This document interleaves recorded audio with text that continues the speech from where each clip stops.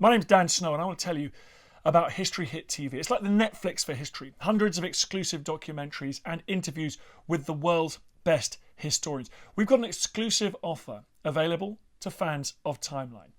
If you go to History Hit TV, you can either follow the information below this video or just Google History Hit TV and use the code TIMELINE. You get a special introductory offer. Go and check it out. In the meantime, enjoy this video.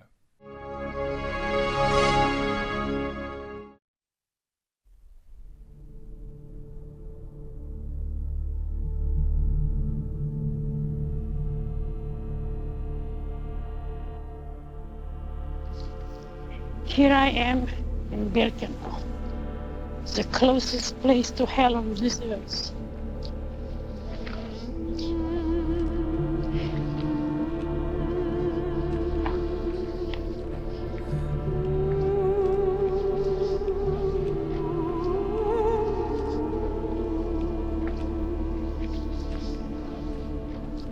I'm standing here, entrance to the camp, where all the trains came in. And I cannot believe that so many millions have crossed seas and the world has done nothing about it. And I'm trying to think as I'm walking at what happened here. What exactly happened here? Oh God. And I see them taking Mother in the other direction. And she had her arms stretched out and where did she vanish? Where did she vanish? Where to?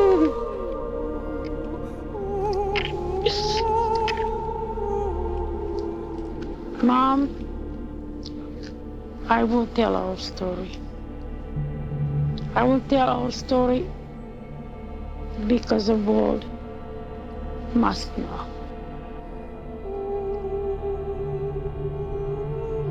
After she stepped out on the selection platform, she was no longer a child. Children at Auschwitz. The world wasn't there for her, and the world was trying to get rid of her. She shouldn't have lived. She shouldn't have survived. How do you do that? You think you have it hard. Let me tell you a little story. It's like no journey I have ever seen before. She woke us all up. She made that known to the world, and that's a pretty powerful concept. Eva is defiant. Eva is belligerent. Gestapo! Gestapo! Eva is tough. Eva is tenacious. And I am accusing him. Complex, bloody-minded. I am a dangerous person now. She is a badass. I mean, she's a rock star. Amazing, strong, insightful. I, Eva Mozes Kor, hereby give amnesty to all Nazis. How could she possibly forgive? It is unforgivable. If it comes from the heart, I can accept that. It will heal your soul and it will set you free. She represents the best in humanity. The pathway out of a dark place. She saved me. Without Eva, the world would be a lesser place. Even when we're all long gone, they'll still be telling her story. Eva is more than just a story. Eva is a revelation of what's possible in the human condition. By any standards of the imagination,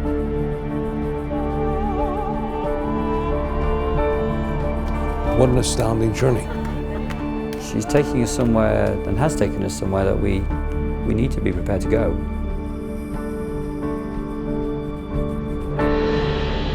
They came with horses and they said, "We have come to take you away."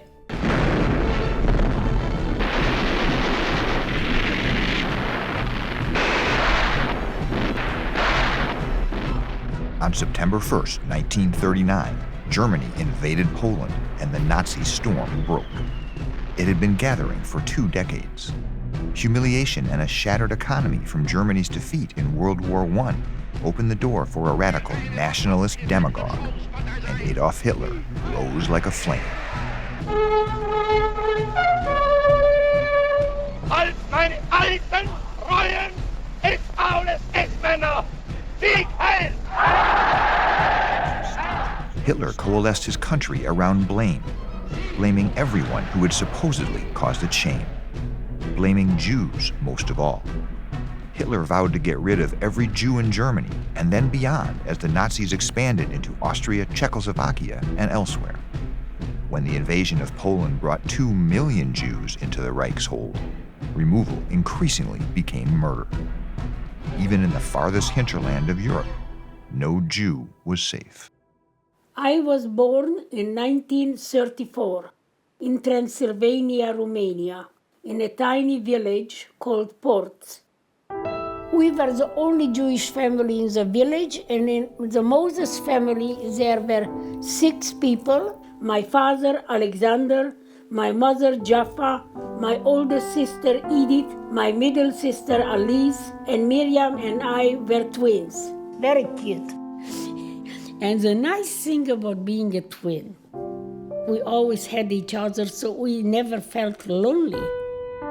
We lived on a big, old-fashioned farm. It had a big orchard with lots of fruit trees.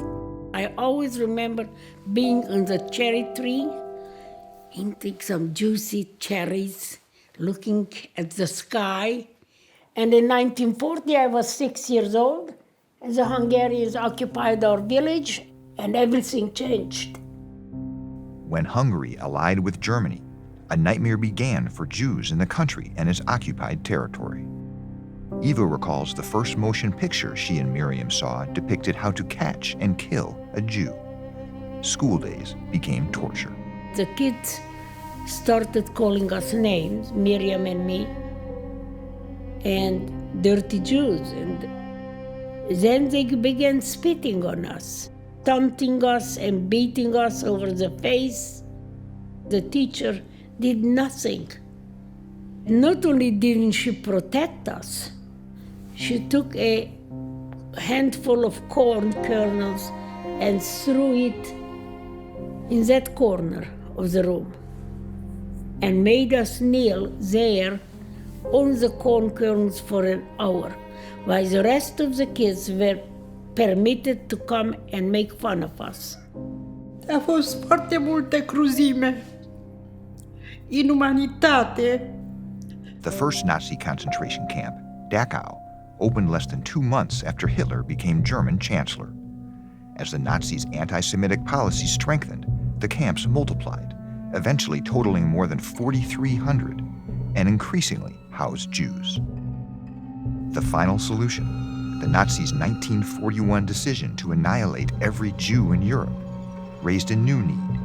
6 camps became death camps.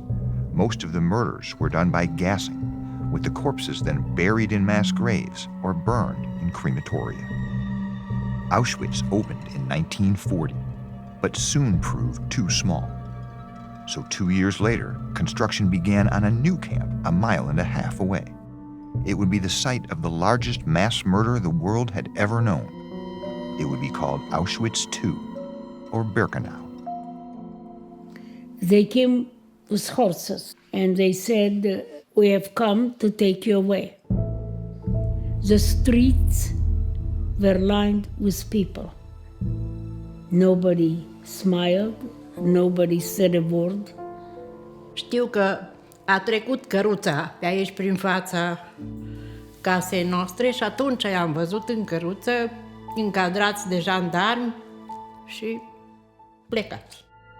Between May and July of 1944, more than 430,000 Hungarian Jews, half of the pre-war population, arrived by cattle car at Birkenau. A rail spur was built leading directly into the camp to deliver the victims within 120 yards of the main gas chambers. The Mozes family was among the first to step down onto the freshly hardened concrete of the selection platform. A Nazi was running in the middle of the selection platform, very clearly yelling in German, "Twins! Twins!" He noticed Miriam and me, and he demanded to know if we were twins, and my mother said yes. At that moment, another Nazi appeared from nowhere, pulled my mother to the right, and I can see still as my mother's arms were stretching out toward us, and she was pulled away. There was so much pain in her eyes. That is the last image that I have of my mother. Most of the arrivals faced a different selection. Nearly 90% were immediately marched to the gas chambers. The stronger men and women were pointed in the opposite direction, to a brief world of starvation and brutal work until they died or were murdered. To the right, to live, to the left, to die. But there was a third category, those who would be subjected to medical experiments in the Nazis' attempt to propagate a perfect Aryan race. Most important were twins. They were set aside in special barracks by gender, ages 2 to 16. Eva and Miriam received their tattoos, A-7063 and A-7064. And they woke the next morning to a visit from the so-called Angel of Death, Dr. Joseph Mengele. One of the supervisors would be on guard and start, "Mengele is coming!" Everybody straightened out like little soldiers. He was a handsome man. You could see that in his pictures. You know, he was called the Angel of Death. And because he had, I hate to say it, may God forgive me, he had angelic features. He was at the cutting edge, as he thought of it, as Nazi eugenics and race science. He would establish, by working on human beings in Auschwitz, on those twins, not only maybe unlock the secrets of twin births so that after the war every good German mother could have 2 German children instead of just 1, but unlock the secrets of how to engineer a race that looked more like the master race. And that ambition overrode all conscience and sense of morality. On Monday, Wednesday, and Friday, we would march about 1.5 miles to Auschwitz I, where we would be placed in a room naked for about 8 hours. They would measure every part of my body, compare it to my twin sister, and compare it to charts. On Tuesday, Thursday, and Saturday, we would be taken to another lab that I call the blood lab. You could have about 30 kids in here at a time. They had chairs with little arms like that, and we put our arms out. And they tied this arm, and they tied this arm, and then they took lots of blood from here, and lots of injections into here.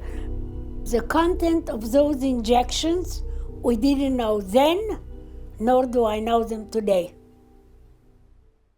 After one injection, Eva became feverish and was taken to the hospital.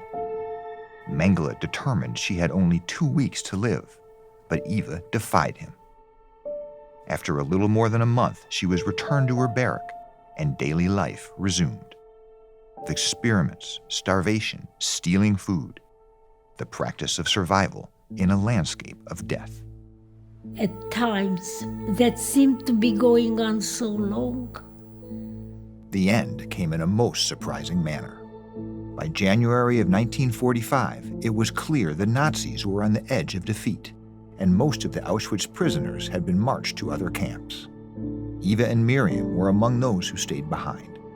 Suddenly, on January 27th, the bombing stopped. The Russians had come. There were lots of people. They were all wrapped in white camouflage raincoat.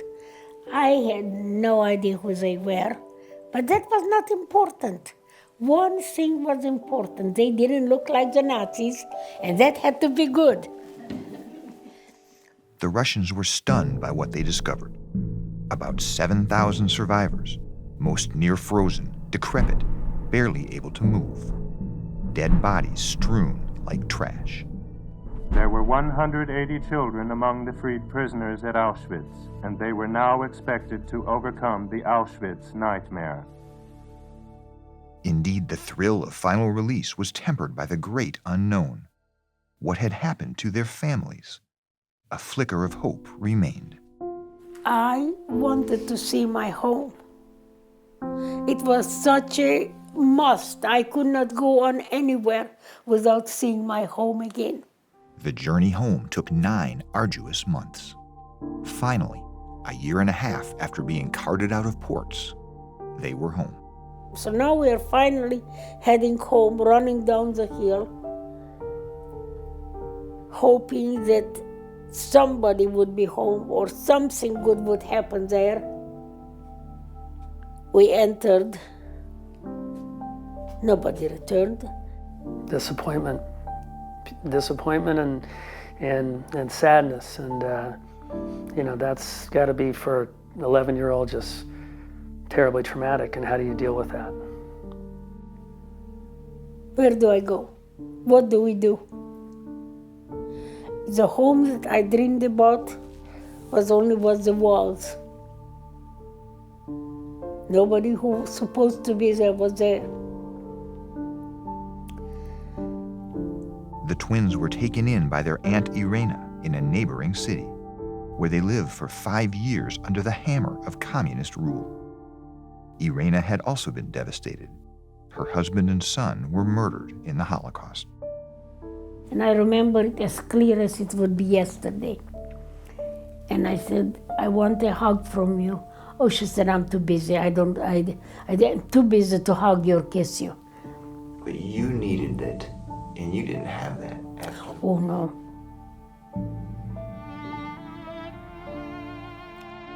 In all, 1.1 million were murdered at Auschwitz, 1 million of them Jews. 3,000 twins were experimented on. An estimated 200 survived. In 1950, 2 of those survivors, Eva and Miriam Moses, now 16, embarked for Israel to start a new life. We were 3,000 people on a ship sailing the Mediterranean Sea, and we arrived June 19th, arrived finally in the port of Haifa. It was early morning. The sun was rising above the Mount Carmel, and 3,000 people stood up and sang the Hebrew national anthem. Kol od baleva penima, Eretz Yehudi hofshia. 10 years later, Eva Moses would arrive on another shore, freshly married, but yet alone. Except for Auschwitz. Always Auschwitz.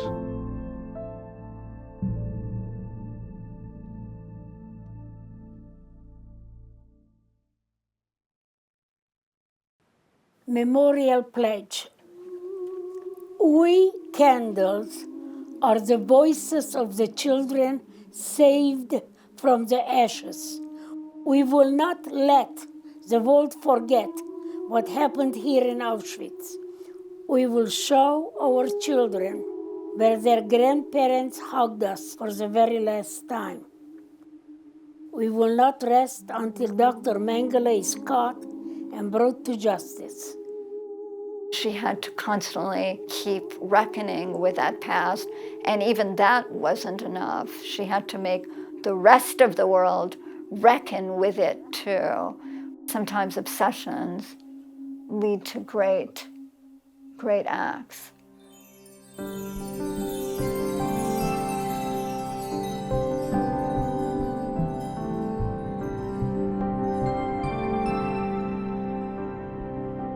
After 10 years in Israel, where she attended an agricultural school and served in the army, Eva met an American tourist. They had something in common. Mengele Kor, a Jew from Latvia, had been imprisoned in Buchenwald and other camps for nearly 4 years. He had been liberated by a U.S. soldier from Terre Haute, Indiana, and moved there afterward because his parents had been murdered. He graduated from Purdue University, became a U.S. soldier, then a pharmacist. Visiting Israel, he was captured anew. It was a beautiful dream of a love affair. That you have a violin playing behind you. and autumn leaves playing on the piano. The early years in Indiana seemed like a Rockwell painting. A son and then a daughter. Baseball games, birthday parties, road trips with packed lunches. Under the surface, however, raged a storm. A storm Eva would only begin to understand decades later. It was pain, a lot of pain, and a lot of anger. From the beginning, Eva felt isolated. A young woman apart from her twin for the first time, struggling with the language, alone in a new world with 2 young kids, a husband working double shifts, and neighbors who didn't understand her, nor much want to. She was made fun of, nobody respected her, and I think she didn't feel a sense of purpose and a sense of value. Mostly, Eva suffered alone. Increasingly, however, the rage found its way out. Friends recall her upbraiding the umpires at her son's Little League games. When the school decorated eggs for Easter, she stormed in and berated the teachers for wasting food. The costs, looking back, were immense. I don't think that I was as good a mother as I would have liked to be. I was suffering tremendously.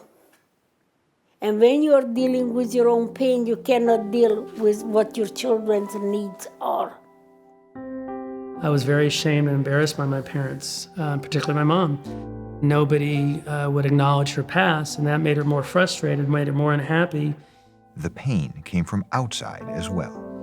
We came home on a fall evening, and our house is covered with swastikas, dirty words, and go home, you dirty Jew. It brought back immediate memories to her childhood. I mean, I could see that as a 12-year-old.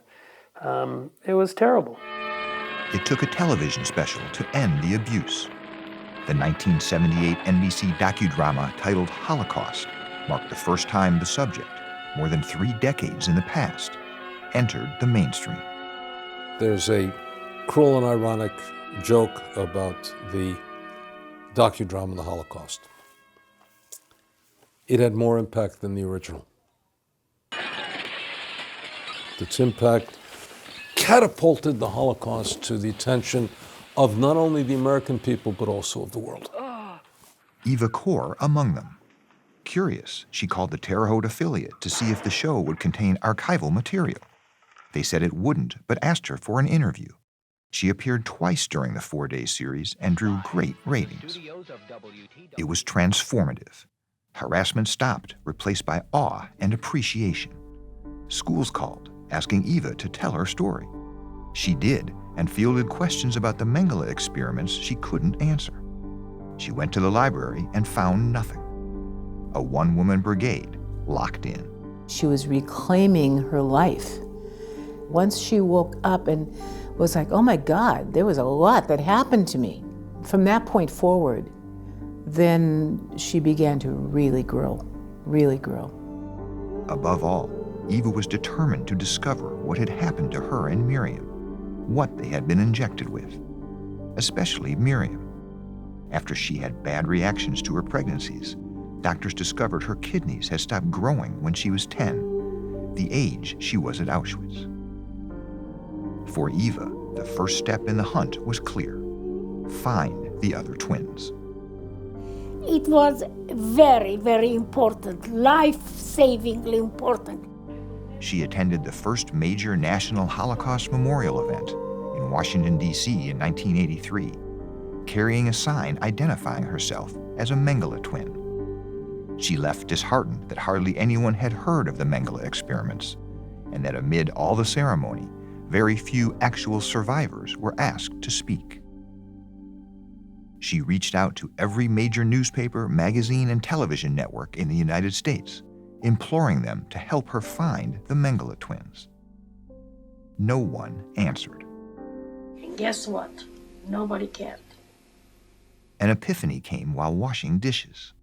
If she were to form an organization and name herself president, the media would have to listen to her. Thus was born Candles, Children of Auschwitz Nazi Deadly Lab Experiments Survivors.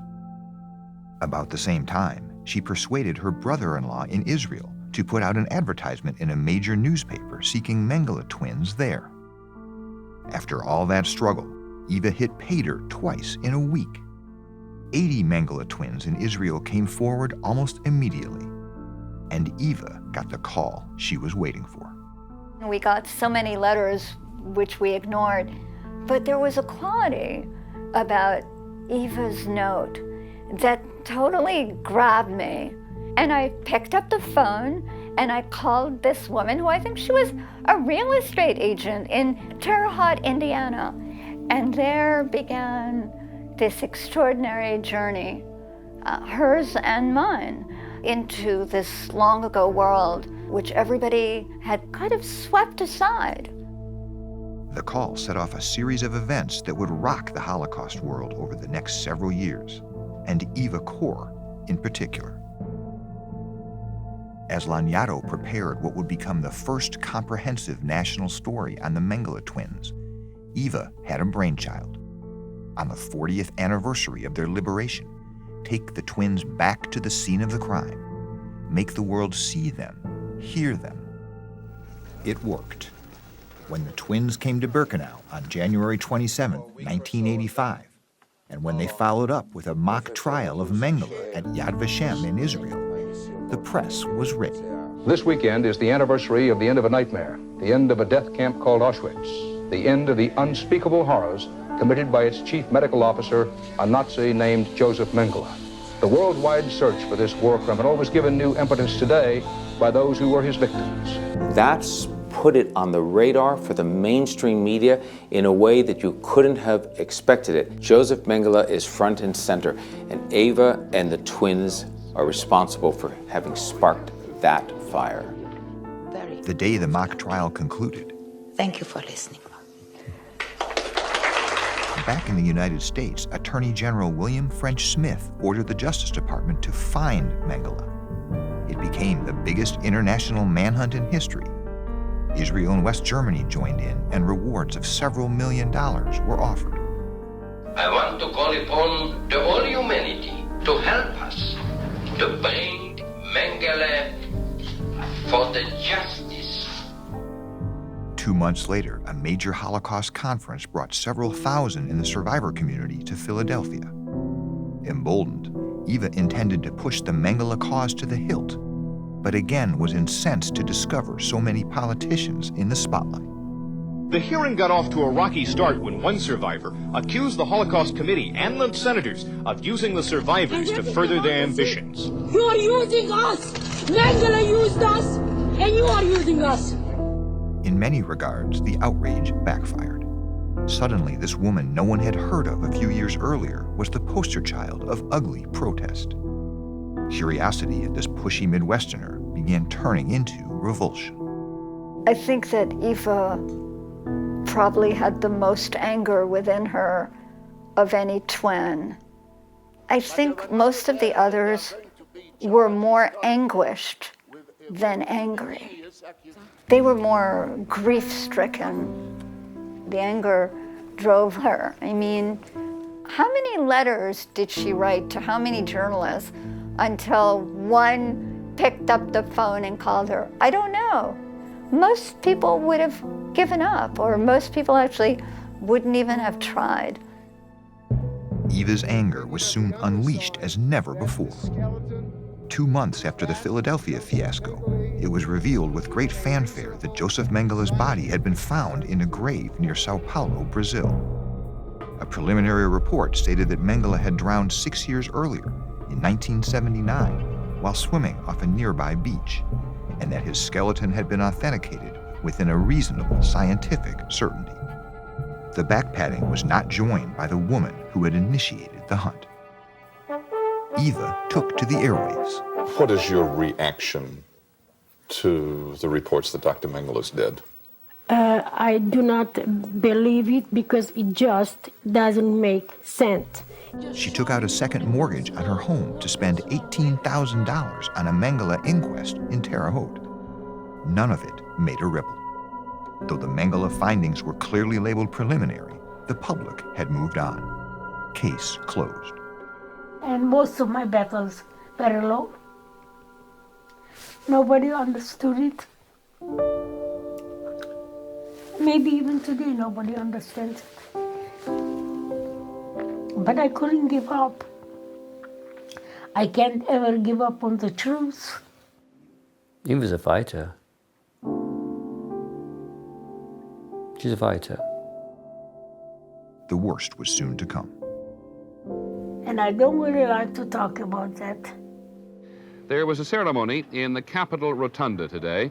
On May 6, 1986, the annual Days of Remembrance event, the most prestigious Holocaust memorial in the United States, was held in the Capitol Rotunda. This, Eva felt, is where her protest might finally find purchase. I dressed up in white and blue striped dress, and I wanted to be as dramatic as I could. I saw this hand and a woman's hand go up, and there was a sign in her hand. And I said, ma'am, you can't. I don't think I got the word can't out of my mouth. It affects the killers as well.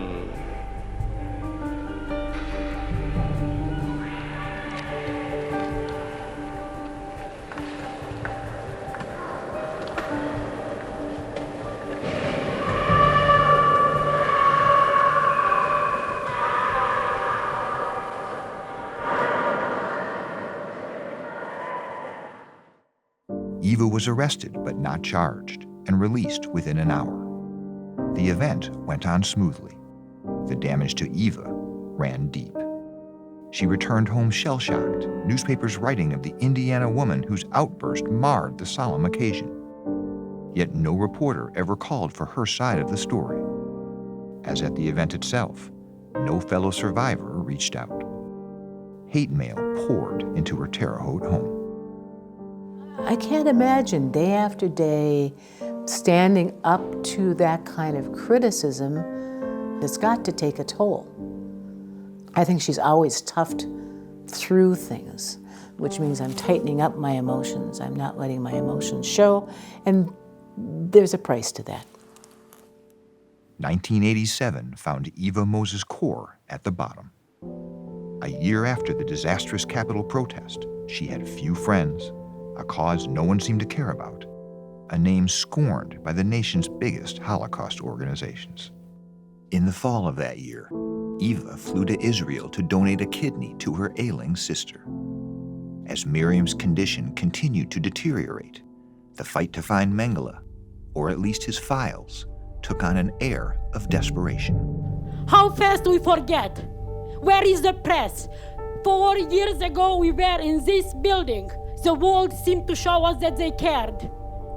So fast they don't care anymore about a major Nazi criminal that is running loose? The final report, conclusively stating the body was Mengele, was not published until 1992, 7.5 years after the investigation began. It included several key pieces of evidence not used in the initial report and was clinched by a DNA match between the body and Mengele's son, Rolf. It was a conclusion that Eva, to this day, disagrees with, questioning whether the correct DNA was used. If they took the blood themselves from him and it was used in a DNA match, they might say afterwards, how do we know it was done correctly once it was sent off? There's always a reason to still have that doubt. By burying him, putting him 6 feet into the ground, by putting away that ghost of Mengele, they've put away so many years of this quest of finally standing there in front of him and saying, I'm the 10-year-old girl. Remember me and my sister Miriam? We were 10 when you first took us. Guess what? You're this old man sitting in front of me, finally brought down, and I'm a woman standing here to tell you that I've survived and you failed. In 1993, Miriam Mozes died from cancer that originated with her kidney problems. She was 59 years old. Because of the Jewish tradition of burying the body within 24 hours, Eva was unable to attend the funeral. Miriam, the day I got the message from Kuti, your husband, that you left this world, I was not prepared to live in a world without you. Auschwitz again. A period of isolation and harassment and rebirth and anger and accomplishment and rejection had ended in Auschwitz again. It had taken yet another toll. Always, in every way, it came back to Auschwitz.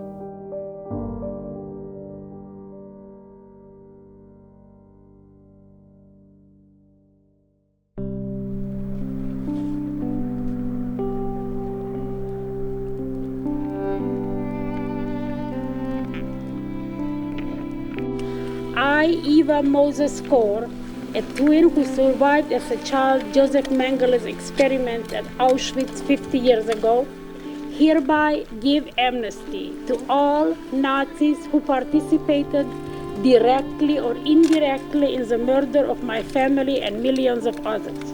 I, Eva Mozes Kor, in my name only, give this amnesty because it's time to go on.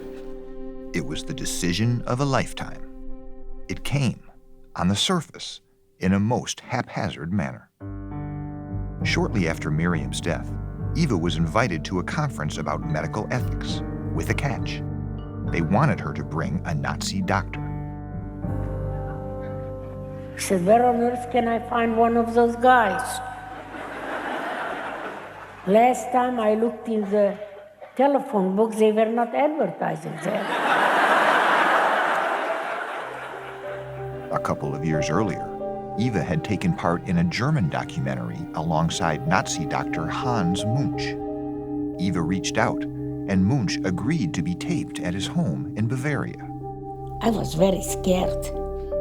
Eva had her own agenda and was crestfallen when Dr. Munch said he never worked alongside Mengele and had no idea where his files were. On another question, however, Munch was more forthcoming. Did you see the gassing? Sure. It's my problem. Munch agreed to document what he witnessed and to come to Auschwitz with Eva to announce it in person. For months, Eva considered how to thank him. Then it hit her. Forgiveness.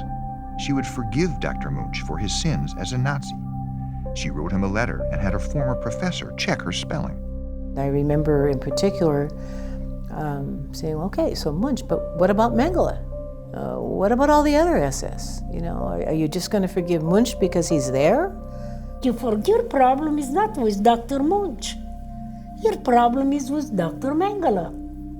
I went home, closed the door, picked up a dictionary, made a list of 20 nasty words, which I read clear and loud to that make-believe Mengele in my room. And then I said, in spite of all that, I forgive you.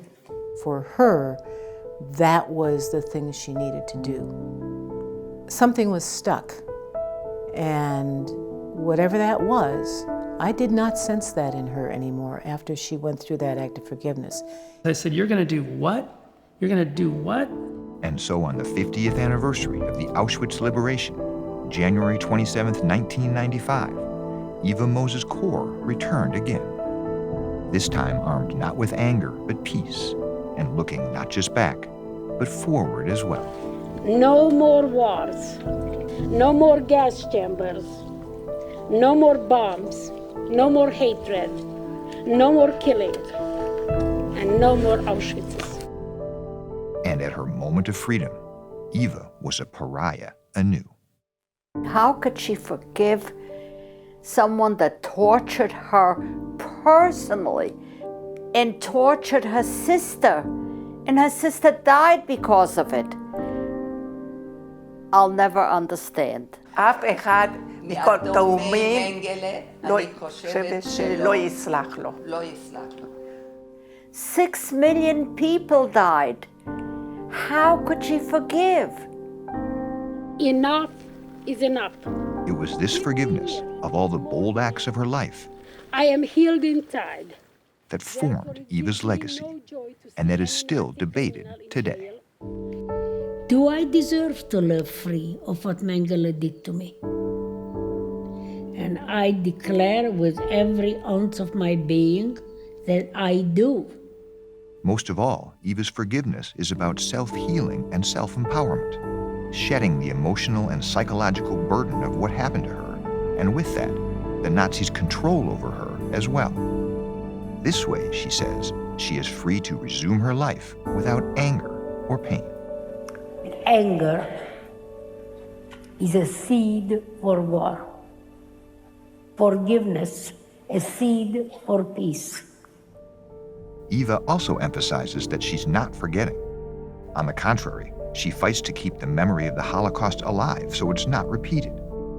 And she stresses that her forgiveness is not about any religion, not for the sake of the perpetrator, and not on behalf of anyone else. It is only for herself. Yet some question whether such self-centered intentions, even if therapeutic, rise to the level of true forgiveness. Others say that, especially in Judaism, forgiveness has to be earned. And while they were still capable, the Nazis did nothing of the sort. Look, I'm operating out of a deeply and profoundly Jewish religious ethic. Christianity, in some of its interpretations, has an easier view of forgiveness, because if Christ died for our sins, then it's not that we have not sinned, but we are forgiven and grace is available to us through Christ. We Jews are a little bit more tenacious about it. Eva's son says he too has issues with his mom's forgiveness, yet he's borne witness to its effects on his mother and on others. The big criticism is, why does she have to be so public with her forgiveness? And I do agree that I think it's very selfish of my mother to do this. On the other hand, she's touched so many more lives than she would have if she would have kept it to herself.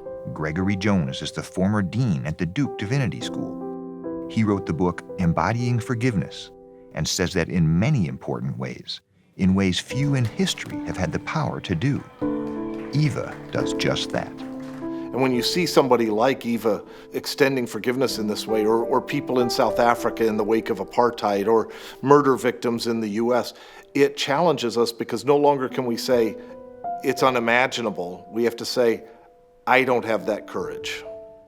Amid the swirl of objection and debate, Eva Mozes Kor went to work. 3 months after forgiving the Nazis, Eva opened the Candles Museum in a small strip mall in Terre Haute. It was the first Holocaust museum in Indiana and remains the only museum in the world specifically commemorating the Mengele twins and advocating forgiveness. She dedicated it to Miriam. We are a small museum, a small place with a big message. The message is, let's remove hatred and prejudice from our world. Let it begin with me. And with Eva, it began. Tonight, it's a company we all know. 2 years after opening her museum, Eva filed a lawsuit against the German company Bayer AG, makers of Bayer aspirin, claiming it tested its drugs on concentration camp inmates. The claim, along with others against other German companies, helped lead to a $5 billion settlement established by Germany that distributed money to thousands of victims. Have benefited. They should pay restitution. Closer to home, she released her first book. She oversaw community projects. She pushed to get Holocaust education mandated in Indiana public schools. She became an active force protesting genocide of all kinds. She spoke out about racial prejudice. And as each year brought more people to her museum, the teacher learned something herself, that from her new perch, she had the power to make lives better. I know it's some kind of idealistic idea that I could, with my little idea of forgiveness, I could somehow help heal the world. But if I help heal one single person, I'm already happy. The other request that I have to you, if somebody doesn't quite fit in, help them fit in, accept them for who they are. You might help somebody who desperately needs it. It was like to meet an angel. I want you to do me a favor. Think of one thing that you can do to make the world better. Taking it from just, here's my story, to now what are you going to do about it? She hugged me and then she held me by my shoulders and said, you know, you have my future. And that really clicked for me. I have the future. Emmanuel Habimana lost his family in the Rwandan genocide when he was 9 years old. He was lost emotionally until he met Eva. For the first time, I heard somebody telling me, as a parent, that I'm very special. Very special, me special. She said, you have a powerful message. And then that's why we're here. That's why you have to tell. She encouraged me. Forgive your worst enemy. It will heal your soul and it will set you free. Dylan Parent and Katrina Wimsett were both victims of violent, shattering assault. They say that without Eva, they wouldn't be alive today. Eva gave me forgiveness as an option, as a path that I could take as a method of healing. And it was something that I thought was completely out of my power and out of my control and completely unattainable. And then she said, forgive, not for them, but for you. And it made all the difference. Just forgiving, like all this weight on my shoulders just went away. And she did that for me. And it's the biggest thing that anyone's ever done. Even a sharp return of tragedy only fanned momentum's flames. A little piece of history is lost tonight. On November 18, 2003, the Candles Museum was destroyed by arson. So much work and so much love and so much care. It began a movement. The reconstruction of this small-town Hoosier's dream put her back in the national spotlight, this time in the most sympathetic light. Eva Kor, who survived the Holocaust and the destruction of her Candles Museum in Terre Haute, has vowed to rebuild. Her sacrifice and that of her husband Michael ensures that those who may be exposed to hate, intolerance, and bigotry will also be exposed to love, charity, and mutual respect. Eva and Michael, thank you for being with us.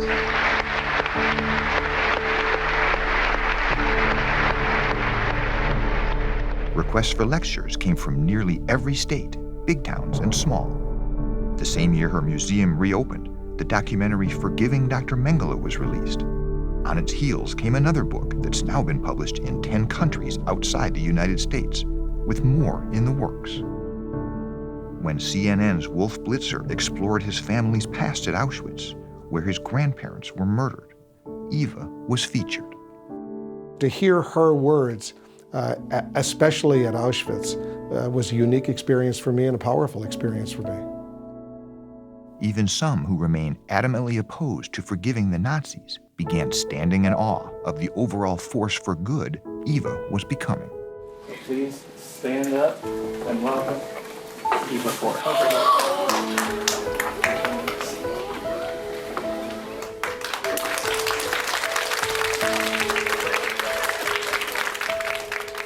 What's Eva accomplished? She's increased consciousness of the Holocaust. She used it as a vehicle to combat racism and prejudice, to argue for human rights and human decency, to educate a younger generation. She's built an institution that looks like it's going to take off. What a magnificent contribution to life. And over time, strange things started happening. A Hoosier state that hadn't opened its arms to this lost and struggling immigrant was celebrating her as a triumphant daughter. A Jewish community in which she'd long been an outcast began seeing her in a new light. And Steven Spielberg's Shoah Foundation was memorializing her for posterity with an interactive hologram. Do you think another Holocaust is possible? I believe, unfortunately. And somewhere along the line, a woman for so long alone found something new. She knows she's not alone now. She knows she has all of us. She knows she has thousands and thousands of people who appreciate the struggle she's been through and what she does for them and others. I will never stop sharing Eva's story. I will never stop sharing the advice she gave me. And now if I see someone being picked on, I get like Eva's voice on my shoulder saying, Katrina, you need to do something. Struggles, of course, remain. During an intermission at the 2015 trial of former Auschwitz guard Oskar Gröning, Eva approached him, telling him she didn't think he belonged in jail, but should instead be forced to speak at German schools, telling students all about the Holocaust. When the former Nazi pulled her down for a hug, many other survivors were enraged. נורא. נורא. זה ממש פגע בי. אני לא יכולתי לראות את זה. זה פגע בי, אני לא יכולתי להבין איך היא יכולה לחבק. And of course, if they happen to have a lightning rod like Eva, who exemplifies something that they could never understand and achieve, she's going to have to carry the burden of that resentment from her fellow survivors. Does she alienate people, make enemies? Of course, she does. Difficult, great characters do, though. They're not usually Ms. Popular, the great people on this earth. In 2017, at age 83, Eva Mozes Kor hit full throttle. A video interview with BuzzFeed got more than 185 million views. Speeches once in front of dozens are now in front of thousands. Yet at heart, Eva remains the small-town Indiana woman she's been for nearly 60 years. The Kor family has weathered a lot. Like Mickey, their daughter Rena doesn't like to discuss the Holocaust. But they stayed together through it all. And Eva's thrice-weekly lectures at her museum remain a must. I see it every day in her. Doesn't matter what she's going through. She needs this museum. She needs to be here. She needs to do what she does. Yet once again, once as always, it comes back to Auschwitz. She returns every year now, leading tours, no longer to protest, but to pay respect, to teach, to not let the world forget. There is still pain. If I let myself feel, I remember how it was in the barracks. And it was not fun. But there is now something different. It is at Auschwitz where Eva Mozes Kor feels most alive.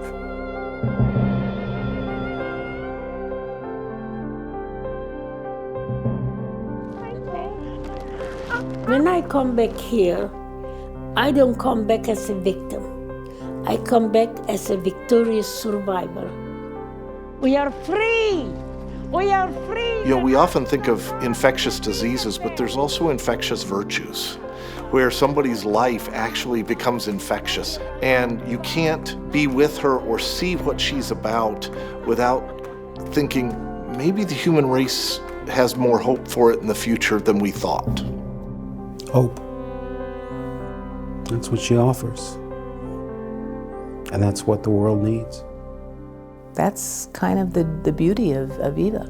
We are really trying to teach the world. We celebrate the fact that, you know, a survivor gets given an award. I know Eva's been given awards. Wonderful. And so she should. What we haven't actually done is turned around and said to people like Eva, thank you. Thank you in spite of the fact that you've had everything taken from you, everything destroyed, that you've had no hope of justice whatsoever personally, that you have pursued the truth relentlessly. And what's more, you then go on to say, I want you to learn to forgive one another because that will lead to greater kindness in our world. We should be saying thank you. Never mind, she has no right to forgive or what, just thank you for the struggle. I would just say, good work. Good work, Eva. You are succeeding. I would say, Mom, I'm very proud of you. you may think that you were not a good mother. I beg to differ. She rose and she lives and she inspires and she loves and she's mighty and she is this force in so many people's lives. She lives. She lives. Mom, I told our story. You are the guiding light in my life. I sometimes ask myself, would you be proud of me? I hope so. I hope that my message that comes directly from you, it will maybe teach the world to heal.